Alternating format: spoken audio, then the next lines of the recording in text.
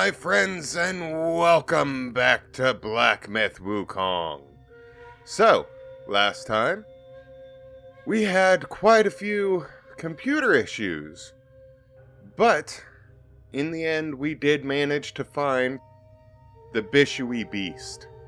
So, we're just going to dive right back in for round 2, because this guy kicked the living crap out of me last time. Now, I'm going to give him 3 good tries, and if I still can't beat him after that, then we're going to go back to the hub world, we're going to level up, we're going to upgrade all of our stuff, and then we're going to come back with a vengeance. But I am not leaving until this guy dies. Hello, friend. Yeah, it's me. Now, I'll be honest, I don't know how you qualify as a mount for that giant gooner, because I don't think you could take the weight of one butt cheek, let alone his full weight. The dude is the size of a mountain. Oh my god. I gotta stop talking shit. Holy mother of God.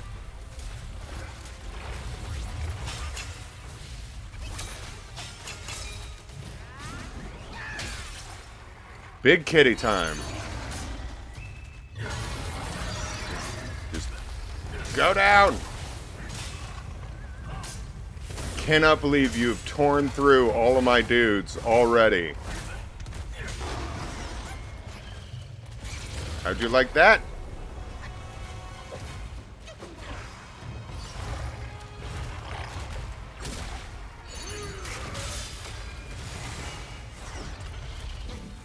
Well, we've almost gotten him down to half health. We still have half of our mana. Just gotta play this smart. Oh, God. I forget you have complete and total crackhead energy, don't you? Oh. No! Damn you! Heal!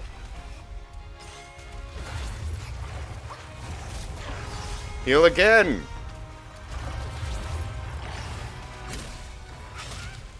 Oh, dear God! Just gonna smack these buns! This attempt just suddenly went to shit! Oh, God. I think next time I'm gonna put that flame thing back on, because just as I said, the moment I take it off, I'm gonna fight a fire monster. And here you are. Oh, God. Oh, God. Just gotta stop, drop, and roll. That hit me? My God, dude. You hit like a freight train. Damn you. I am missing every single shot.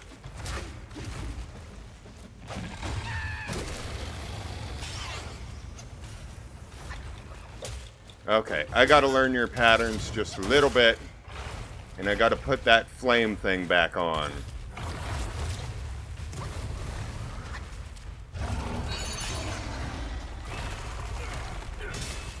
But getting you down to 3/4 while I don't know what I'm doing is still a pretty good sign that you can be beaten. I'm really hoping that you don't have a phase 2, because if you do, I'm going to be kind of screwed. Oh, you missed! You missed, you little bitch! Fight me like a man.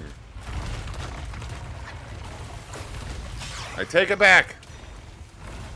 Roll over and let me beat you. I am really just missing every shot I'm taking out here, aren't I? One thing I've learned, I definitely need to turn on that fire ability, because taking all this fire damage is not good for my health. But if I just take some time and actually learn your patterns, I'd be a lot better off. That and if I don't stand in the fire. Okay. That's 1. Like I said, gonna give him 3, and then we go upgrade everything. Alright. So let's just put that back on. And then we'll rest to make sure we can use it. Alright. And this time, try not to be as big of a spaz and miss 90% of my shots. Hello, friend. Just gonna circle me? That's not what I wanted to do. That was a reflex, and a bad one. Get him!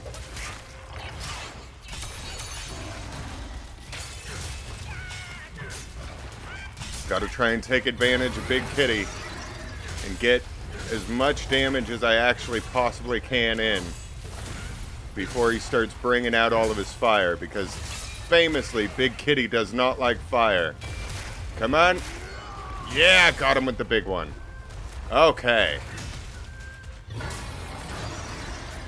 Oh!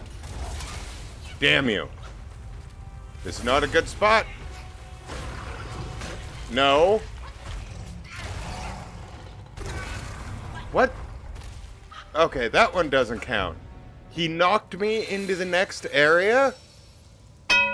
It still counts for the death total, don't get me wrong, but... You a cheating bitch, aren't you, Bishui? Let's try this again. Little bit less cheating this time.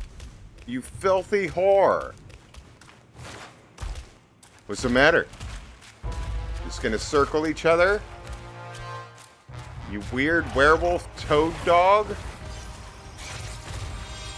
At least you weren't a puppy. Come on. Get him.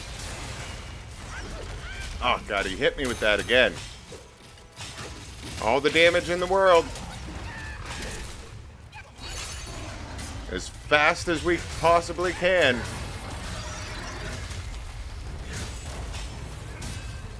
Get him.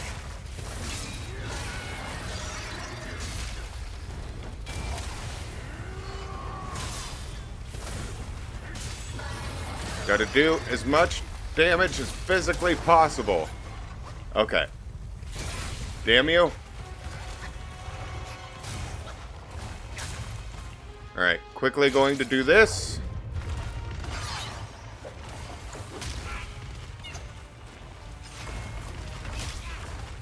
You little bitch. You knocked me out of it. How dare you knock me out of my combo. Almost got him to half health. There we go. Oh, he's down, but he's in the fire. Alright, got him to half health. Still have half of our mana. Okay. At least I dodged the grab. No! That fire thing is definitely coming in handy.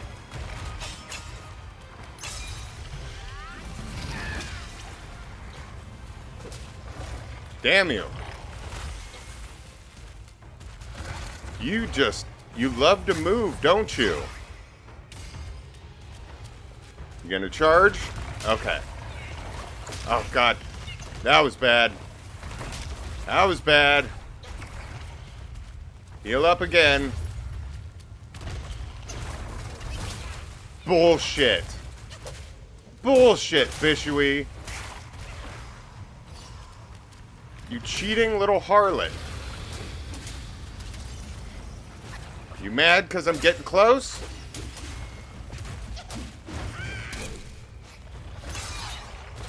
Heal up.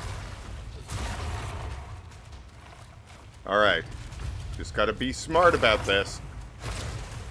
And not let him get any... like that. Any cheap shots in like that are very bad. It was a nice little fake out. Still have quite a bit of mana left. Nope. Need to heal. Need to heal. Gonna let that charge up for a little bit. Wow. Dude. You are just a dirty little hooker, aren't you? Now would be a great time for you to get stunned. Now would be a fantastic time.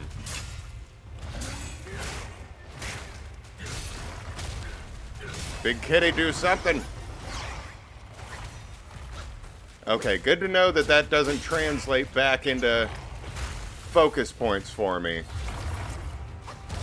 Oh! Really? You bitch! I dodged directly into it, and you put me in the fire. Okay. Okay. No. Bad werewolf doggo. You are so close. I do not want to screw this up. Ow. Ow. Heal. Get him. Oh, you bitch. No wonder why they call you the bishy bitch. You are so close. Just die.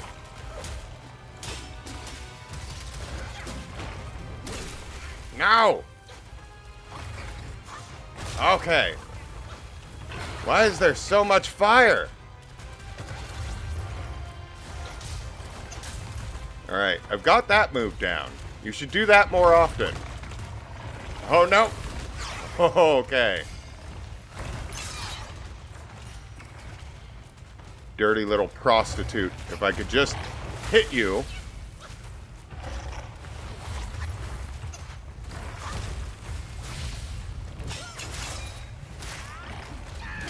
Just a little bit more. Oh, and you... Come on, get him. Do not let him get back up. Yes! In the crotch. As I said, you couldn't take one butt cheek. Let alone the full weight of the Mountain Gooner. Oh, what is this?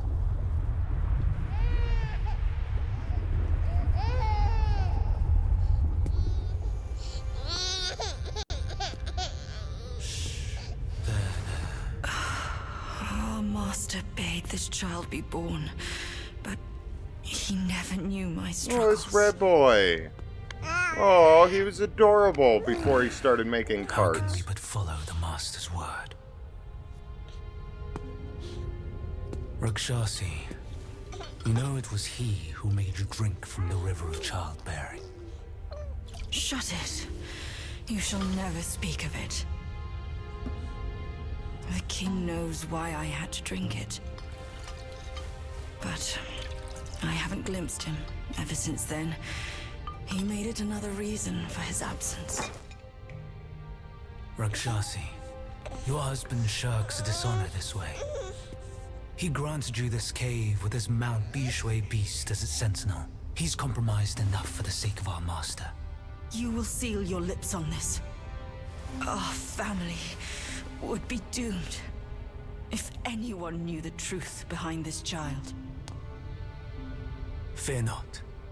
Master bids me aid you in secret. You and the bull, you will rear this child to manhood. And when the boy comes of age, well, on that day, he will be living proof of the dark deeds of Mount Lingshan. Oh, little devil baby. I suppose it makes sense. The guy's the size of a mountain. They couldn't have a child the normal way, but how did they make him? Don't make me feel bad for the guy who made those horrible hell carts. One of those ate my BDSM horse bro. I don't care how adorable he was as a child. He's a man now, and he gets to face the consequences. Oh, yeah, no, I would have a headache too. That thing kind of kicked the living crap out of us, didn't it? The Bull King's Iron Horn times 3. I'm gonna have to take a look at that. And another Celestial Ribbon. Bishowy Beast Bit. Any treasure in here? And another Mine Core. Okay. Well, Taoist Basket of Fire and Water? Holy God. I got a whole lot of stuff, didn't I? Okay. Well, before we get back on the trail, let's take a look at some of the things we've picked up. And then I'll head back over to the hub world and level up and upgrade. Moderately increases attack for all burn inflicting and chill inflicting transformations. Everything in this universe is susceptible to defeat, save for fire and water. I don't know how much I agree with that, but okay. And then new weapon.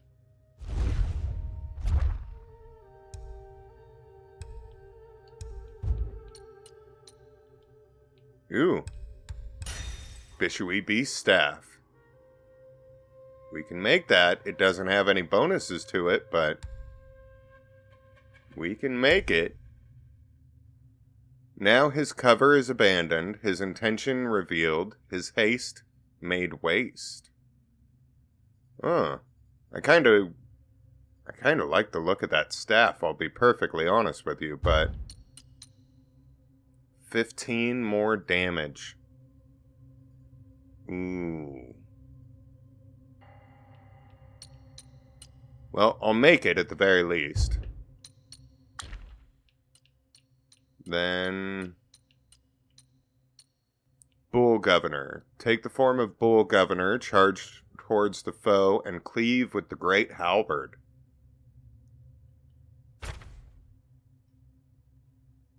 Oh, nice. And that does fire damage. Anything else? Yeah, we got a few things over here. The Bull King's Iron Horn. A horn taken from a bull's head severed. This can be used in crafting armor. Ooh. Bishowy Beast Bit. The Bull King fashioned this for his cherished mount. Can be used in making weapons. And how many? We got 16. Yeah, we definitely got to go back and spend that real fast. 1 more chief, 4 more characters, 2 more kings. So we can't be at the end just yet. Unless I'm missing another secret area. Hopefully not.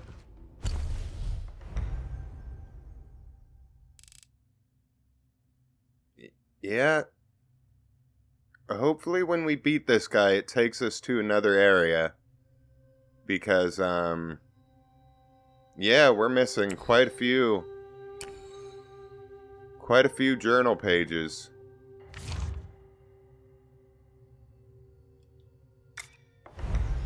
And then this is the secret zone. There's more in the secret zone. Okay, we'll come check this out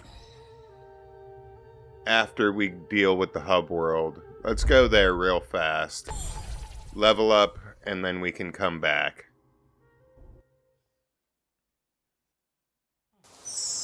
Oh, that didn't take nearly as long as it usually does. I was leaning back in my chair and everything. Hello, Meth Fox. Yeah, we might as well start with you. Self-refinement is the way to make golden pills. What say you, brave one? My pills are reliable. but be wiser than relying solely on them. Yeah, fair enough. Why is this? Oh, yeah, this. Instantly resets cooldown for all spells. That's not bad.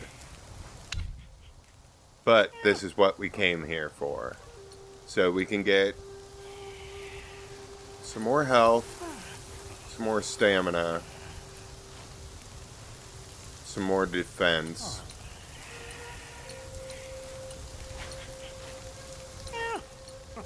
Burn resistance might be a good one, but only for here. Stamina recovery rate. That is a fair shout.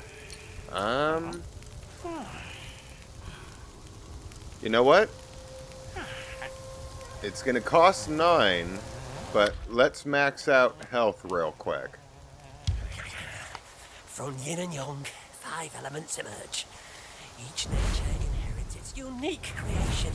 Each form embodies a universe. Thank you, Meth Fox.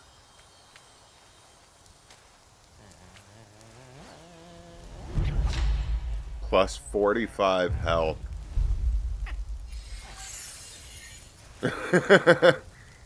It barely moved.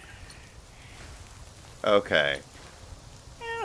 So, I'm thinking 2 stamina and then 3 in defense. Uncover the secrets of sky and earth, and thou shalt have pills.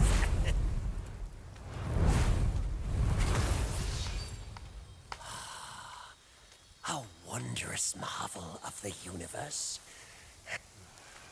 Thank you, buddy.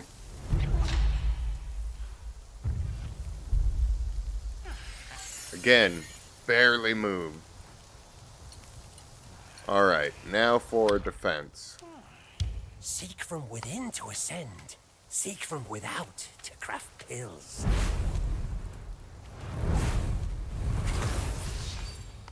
Come to me anytime. Was that the right one? I don't know if I properly looked at that.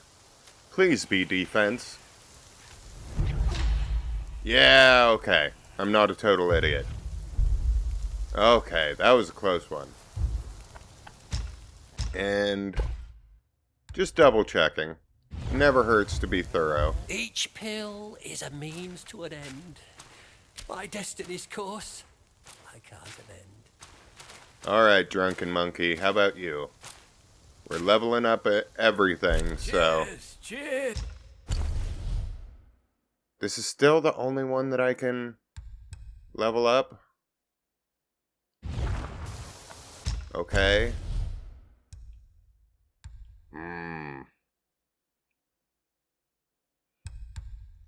And same with this one. Sorry. It is getting a little late in the night. Remember, young friend, a sip makes one tipsy, many sips make you hammered. Party on, drunk monkey. I have some seeds for you, bookworm. With no one else around, only your visits can dispel the dullness. Here you go, From buddy. seed to sprout, to fruit, to harvest, patience is the path to follow. As they say, fine soil yields fine sprouts, and fine a monkey reaps what he sows. I'm gonna have to double check to see. So 4, 8, 12, 14. I think there are only 15 seeds, so I am missing one. Alright, I'm gonna have to figure out which one that Who's is. there to lend me comfort as I live out my years? You are always so depressing, dude. Pick yourself up, buddy. I brought you all these friends. Sexy kitty, it's time. It's time to fully upgrade my garbage.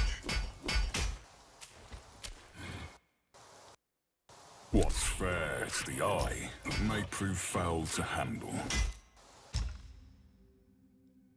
Oh, damn. Grants moderate focus upon taking damage. If the destined one is under the effects of tenacity, grants more focus. Okay. Damn. That is pretty good. Oh. 160 defense, you say?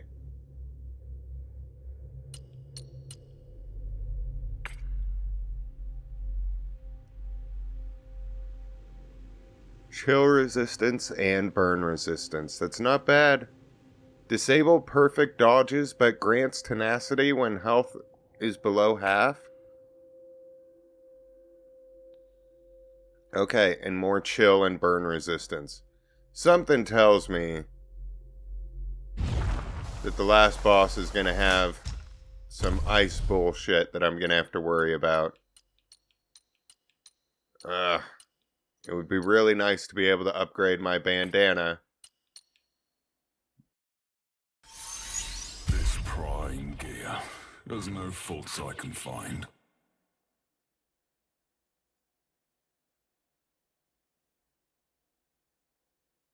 Oh, okay. Man, I am yawning up a storm. Care to see how you hold with this artifact? Thank you. And finally... You've scaled new heights. Now, put it to the test. Ooh. Is that new then? Dance of the Black Wind? Because it's fully upgraded?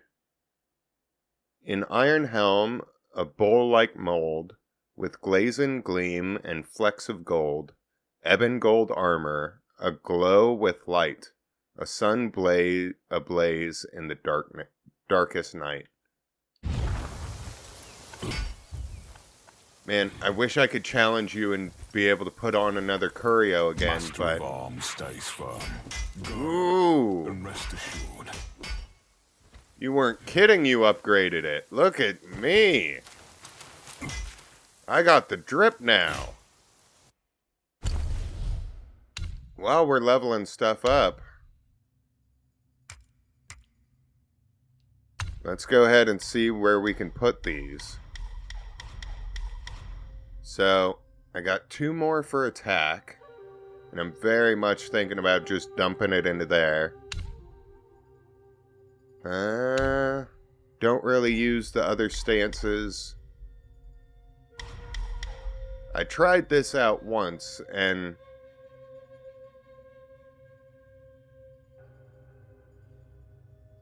the moderate amount was a lot more than a moderate amount.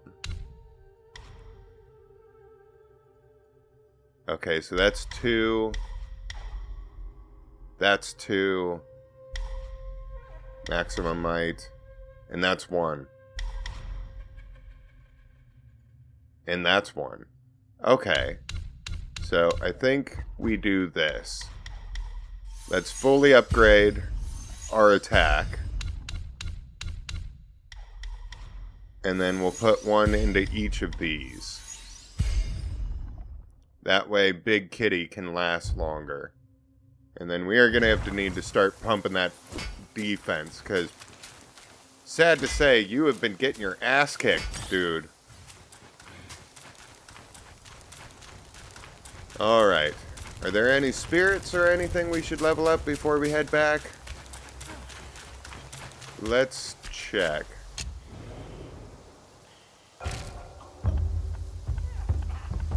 Cultivate spirits.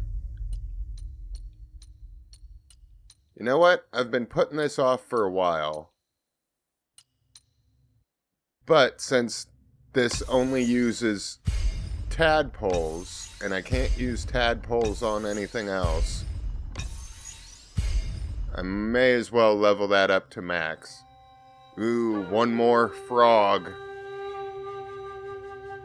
Randomly transforms into 5 different frogs with various attributes? That's not bad. And then I was looking at this. Reduces key cost for the skill.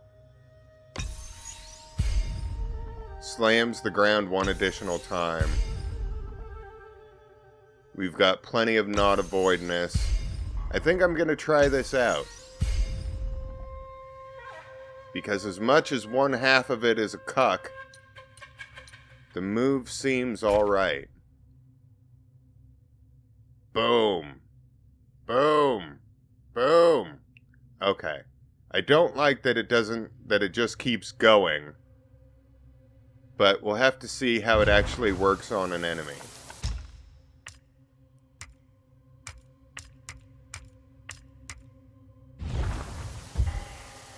So, before I head back, let's change this out and see how it works. And then I'm going to be doing a little bit of walking around.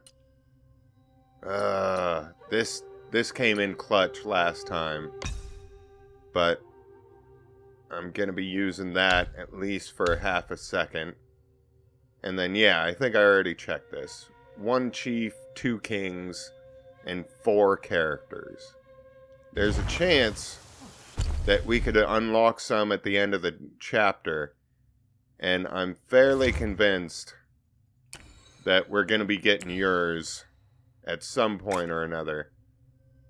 But that doesn't fully explain the amount that we still have left, so I'm hoping that the Gooner on top of the mountain isn't going to be the final boss of this area. Let's go check this out just real fast. I might do some journal pages, just so it doesn't keep stacking up. And we're back. Again, didn't take nearly as long as I thought it was going to. As soon as I lean back in my chair, it seems to decide it's going to load. Any loot? Let's go check out where we got knocked into. Hello? I would like to know more about the little devil baby. Ooh. I'll take this. Ah! I still have no use for those until I actually get something that I can upgrade, but maybe that coconut wine will surprise me and actually be worth it. Hello? This looks ominous.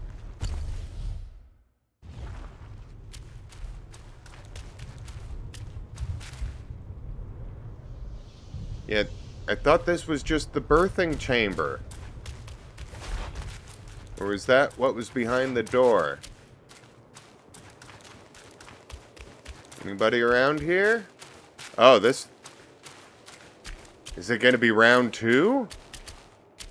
First the ice version? There's no lava in here. Hello? Something scary gonna jump out and hit me in the back of the head? Oh, that's not good. Feels like I should be getting jumped.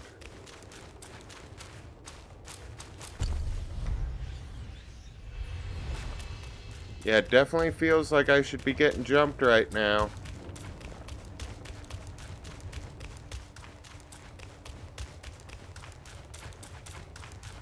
This is a little bit unsettling, if I'm perfectly honest.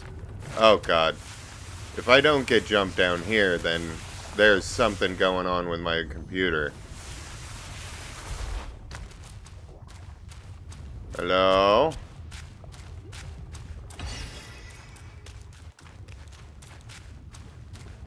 Yeah, there's something going on. Maybe we come back here? Something? Alright. I'm gonna leave. But this is gonna be itching at the back of my mind that there were 2 different boss arenas that did nothing. Maybe this thing was supposed to be a multi-stage boss? I don't know. I do not know. But what I do know is we need to come back over here. And then maybe we'll get an answer.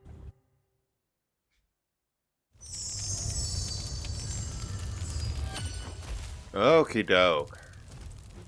Alright, well, before we go any further forward, I want to check out the journal pages, because the last thing I want is for these to pile up too badly.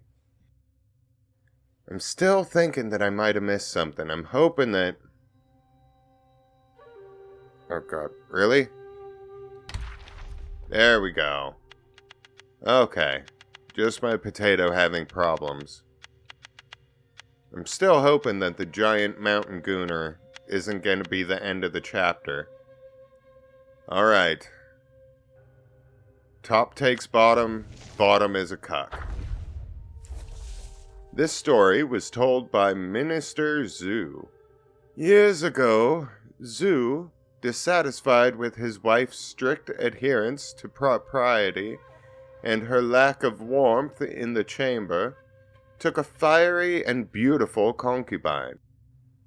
This concubine had a terrible temper, often bossing Zhu around and showing no respect for the lady of the house. If anyone tried to talk her into adhering to manners and propriety, she would laugh and curse them until they left in disgrace. Yet Zhu found this amusing and indulged her in every way, spoiling her with affection. One day, Zhu was returning to the capital to report on his duties. Fearing that their carriage might be attacked by bandits, he hired a large boat to transport his family, servants, and belongings back to the capital. That night, the sound of fighting suddenly erupted on the boat. It turned out that a Yao guy had sneaked aboard under the cover of darkness. Soon, a terrifying figure with horns and jagged teeth appeared. He wore a tattered cloth around his waist, held a pot-shaped shield in his left hand, and wielded an iron whip in his right, glaring menacingly at everyone. Zhu and his wife trembled in fear, but the concubine stood tall and unafraid, loudly scolding the Yao guy for his rudeness. The Yao guy was taken aback for a moment, then sighed and said, "Even in human form, you are so arrogant. Truly, you are one of us, a yaksha." The concubine burst into laughter and said, "Nonsense! I intended to play for a while longer, and now you've ruined everything. Fine, let's kill them all and leave together. This man really was a cuck." With that, she transformed into a creature identical to the Yao guy. Zhu finally realized that he had brought a Yao guy into his home. Just as the two Yao guy were about to kill Zhu and his family, a female voice rang out. "Even though your kingdom has fallen, you were forced to seek shelter in the east. You should not behave so rudely. Why not follow me into the mountains for your practice?"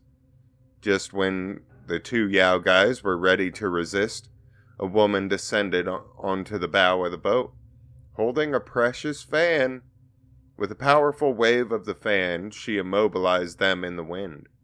After this terrifying experience, Zhu never dared to take another concubine. Yeah, serves you right, dude. Mistresses never work out for anybody. A beauty weds a beast so vile, with horns and fangs, a facade sweet guile. In love's embrace they form a pair, rolling in the haze, many lives they ensnare. I do like that it confirmed that the other guy was a cuck. Flint Chief. Have I read this?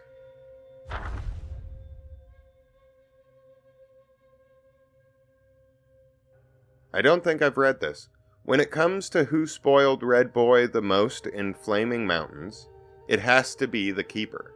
However, Red Boy didn't always appreciate it.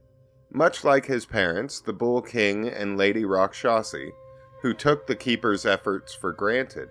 After all, he was not one of the family, and regardless of how much effort he put in, to others, he was still an outsider.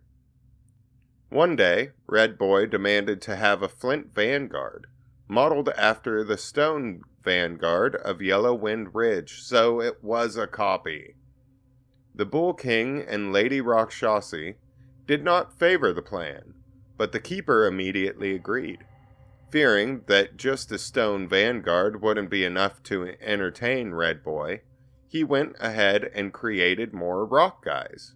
Among them was a giant rock guy with arms and legs strong enough to support its massive body. This giant rock guy was more formidable than the others, usually lying dormant in the river of fire. It would only emerge when summoned by its master, or when a powerful enemy intruded. Red Boy didn't like these rock guys that the Keeper had created without his permission, and mostly only visited the Flint Vanguard. What a little shit! Since Red Boy lived with Lady Rakshasi in the Emerald Hall, the Keeper stationed these rock guys in Furnace Valley. Later, when Red Boy besieged Flaming Mountains. Besieged? These rock guys from the River of Fire proved to be quite helpful, inevitably leading to some speculation over the Keeper himself. Yeah, well, the dude was trying to steal the guy's wife, so no surprise there. Divine Fire crafts a wondrous device. In the depths of the flame pool, it hides from eyes. Foes arise with swift, fierce might. In the clash, its grandeur shines bright. Okay, now for the Vanguard. Bodhisattva Guanyin was set to visit New Mount Sumeru to discuss important Buddhist matters with Bodhisattva Lingji. As Red Boy was always eager to serve Guanyin, he accompanied her on her journey. Upon arriving at New Mount Sumeru, they learned that Bodhisattva Lingji was still away on a trip to Yellow Wind Ridge. Thus, Guanyin turned towards Yellow Wind Ridge, given the urgency of the matter. She instructed Red Boy to wait for her by the river valley. As Red Boy wandered alone by the river, he noticed a massive rock guy standing majestically by the water's edge, like a giant guard hound. The rock guy diligently moved stones and piled dirt into foothills. Intrigued, Red Boy approached to get a closer look, and after careful contemplation, committed the sight to memory. Several years later, due to the Bull King's return to Flaming Mountains, Guanyin suddenly summoned Red Boy and instructed him to fulfill his duties to his family, allowing him to return to his homeland. As times passed, travelers passing by the base of Flaming Mountains saw a large flint rock guy, as big as a house, standing prominently by the fiery river. It tirelessly moved stones and dirt, its diligent demeanor resembling that of a giant guard hound, leaving people in awe and wonder. Odd rocks with fiery streaks, from a fiery river they rise, forged in the blazing inferno, under the scorching skies. With loyalty they shape rivers and move mountains high. Unmoved by the world's chaos, they stand firm and nigh. Okay. Ba lang lang. Alright, let's see how the frog sage is doing. Here we must speak once more of the frog-seeking Taoist, being carried back to the Temple of Yellow Flowers. The Taoist was treated for his injuries, Without asking him a word, everyone assumed he had come to join them as a disciple, so they took extra care of him. While at the temple, the Taoist observed the others practicing. Through self-studying, he managed to learn a few techniques, such as Meteor Smash and Stallion Spring. Hundred-eyed Taoist master, hearing the Taoist tales of his travels, recognized his quick wit and boldness and decided to take him as a disciple. Overwhelmed by the honor, the Taoist immediately knelt and acknowledged his master. That night, however, he quietly packed his belongings and left the temple, resuming his quest to find the world's rarest frogs. What a legend! The next day, when the master was informed of his departure, he laughed and said, "He has small ambitions and is unrestrained by conventions. One of a kind indeed." The Taoist continued his journey and arrived at the Flaming Mountains. At the foot of Cooling Slope, he encountered a large fiery red frog. I cannot read. They were about to engage in battle when a purple-skinned lion dog emerged from a cave behind the slope. Now, it didn't look like a purple-skinned lion dog, but that's the Bushi beast, the weird werewolf thing. This purple-skinned beast was extremely aggressive. Seeing the two of them lingering near its cave, it charged straight at them. The Taoist was initially intimidated by its presence, but the large frog kicked the beast away, saving his life. Angered by the frog's interference, the purple-skinned beast turned to attack it.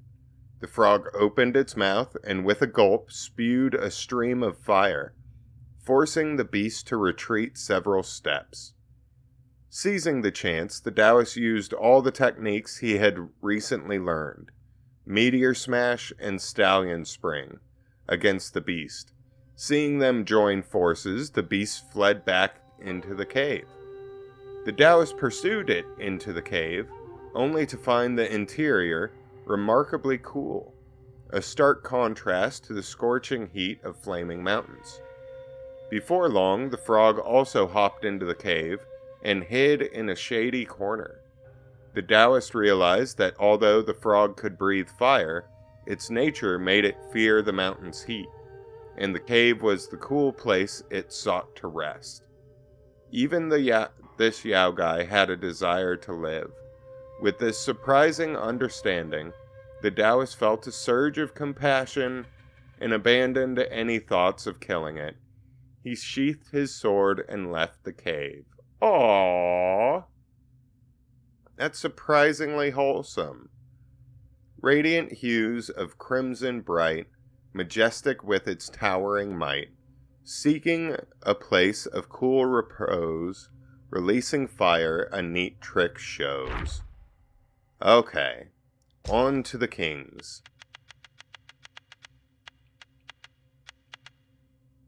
Yin-yang fish. In the South Sea, there is a fish over 6 meters long. Its dorsal fin resembles a blade and can change color at will. Whether white or black, this fish can fly into the sky, creating massive winds and waves as tall as mountains. Each time this fish appears, the village suffers from a plague. Once, a fisherman returning from his catch encountered an elderly man who could barely walk. Despite his frailty, the old man carried a heavy, tattered bundle filled with scrolls. Exhausted and without money to pay for a boat ride, he struggled along the riverbank. The kind-hearted fisherman, seeing the old man's plight, offered him a free ride across the river and even gave him 2 fresh fish for a meal. Grateful, the old man performed a divination on the spot and said, In a few days, a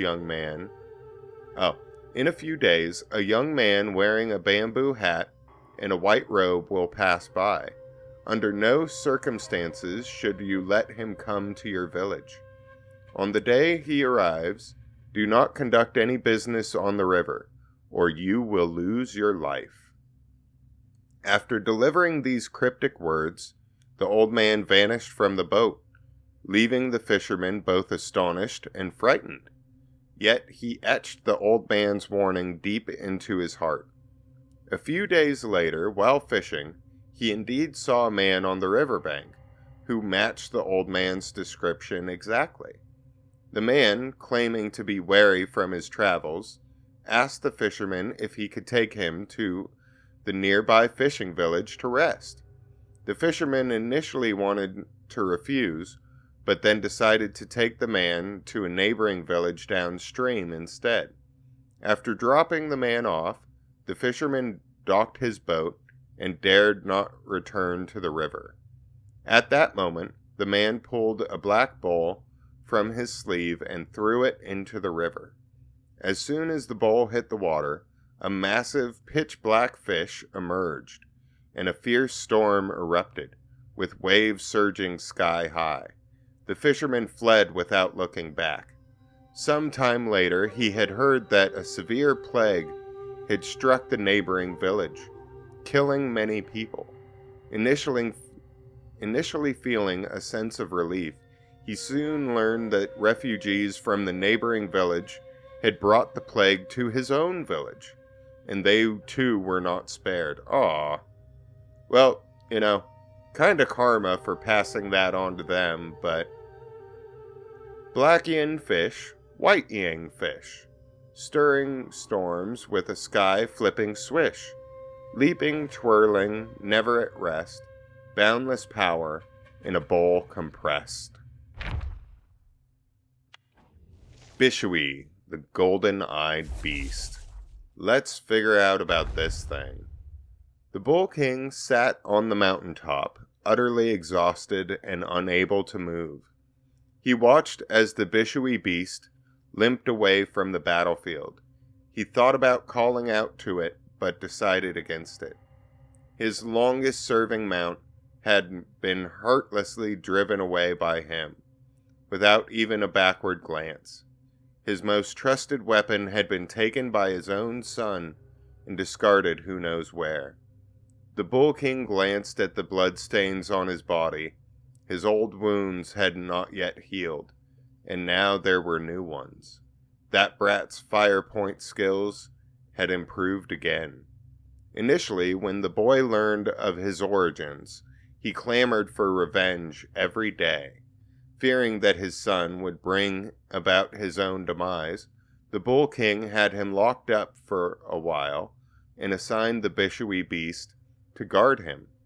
Unexpectedly, Red Boy managed to escape, and by the time the Bull King arrived, the beast had chased and fought him for quite a while, leaving the boy pinned under its claws, barely alive.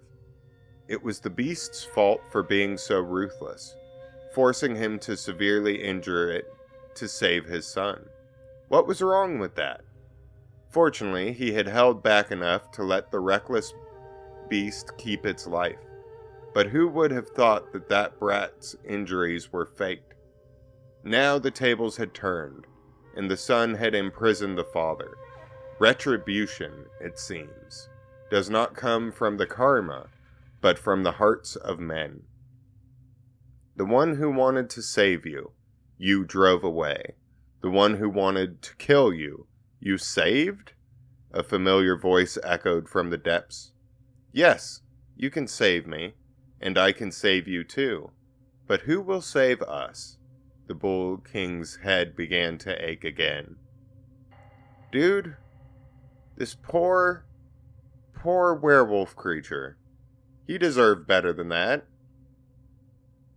With auspicious purple skin, a majestic sight, mighty and fierce, like a tiger in fight, ice and fire clash, a battle so dire, in scorching hills and frigid lands, a path of mire. Okay, I think we have time for one more, and then we're gonna have to end it here for today. Oh, good, it's the cowardly pervert. The galaxy was clear, and the sky was spotless.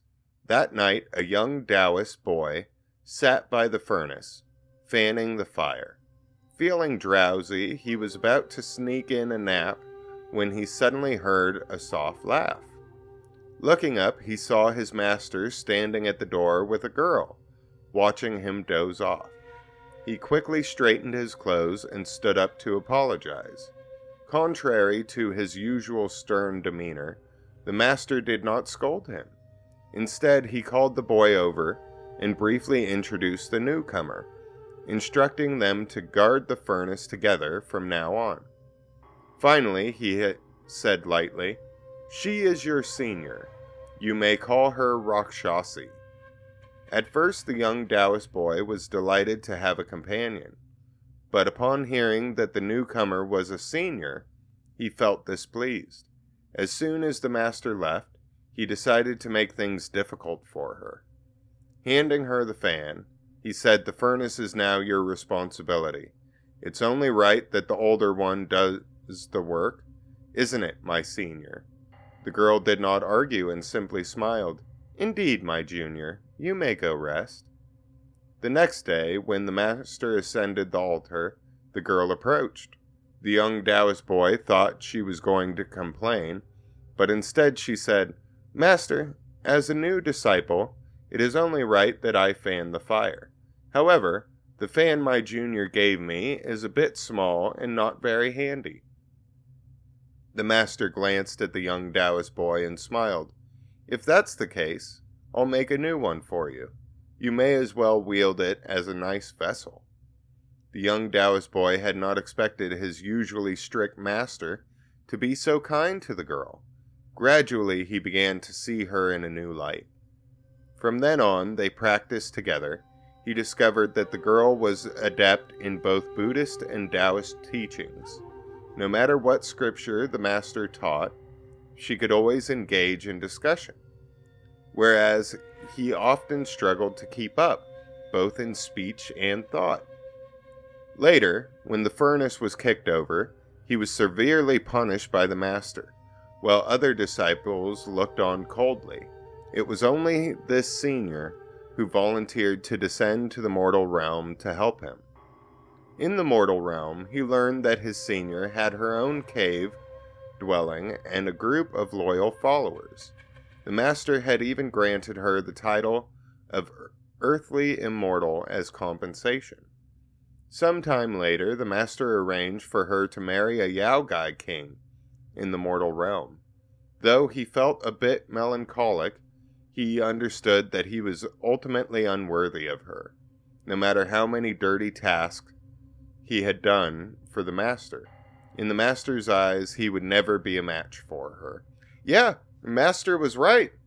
You're just a cowardly pervert."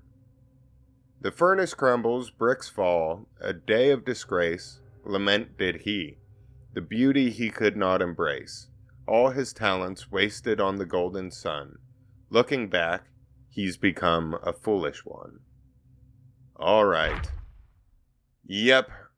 It is getting to be about that time of the hour, so we are going to have to save the rest of these for next time. But, for now, I want to thank each and every one of you for coming along with me. I hope you all have had a wonderful day, and until I see you next time, have fun, and stay safe out there.